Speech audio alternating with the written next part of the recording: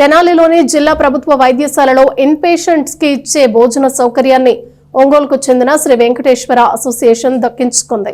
ఈ నేపథ్యంలో ఆదివారం నుండి ఇన్ పేషెంట్స్ కు భోజనాన్ని సమకూరుస్తోంది.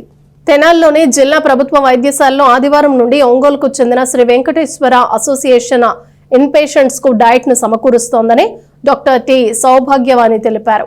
ఇటీవల నిర్వహించిన టెండర్లలో ఒంగోలుకు చెందిన శ్రీ వెంకటేశ్వర అసోసియేషన్ టెండర్ ని గెలుచుకుందని చెప్పారు. Joint collector, hospital district management ఆదేశాల మేరకు వైద్యశాలలోని ఇన్ పేషెంట్లకు భోజనాన్ని సమకూరుస్తోందని డాక్టర్ సౌభాగ్యవాణి చెప్పారు.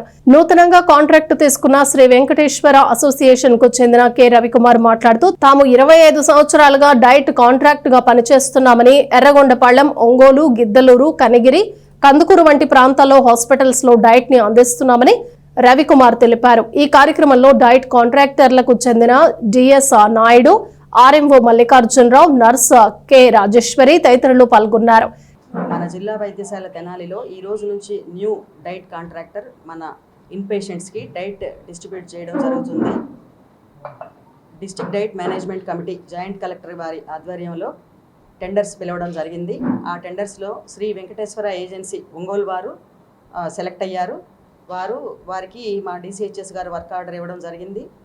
వారు అది ఆర్డర్ని బేస్ చేసుకొని జాయింట్ కలెక్టర్ గారి డైరెక్షన్స్ బేస్ చేసుకొని ఈ రోజు నుంచి మన జిల్లా వైద్యశాల తెనాలిలో ఆహారం మన ఇన్ పేషెంట్స్కి వారు సరఫరా చేయడం జరుగుతుంది.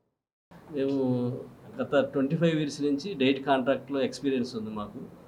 మేము district Ongole GGH hospital, Kandukur, Giddalur, Yerragondapalem మరియు గాంధీ హాస్పిటల్, ఇంకా కొన్ని హాస్పిటల్ సరఫరా పేషెంట్కి భోజనం సరఫరా చేయడం జరుగుతుంది. ఎక్కడ ఎటువంటి రిమార్క్స్ కానీ ఎటువంటి లేవు.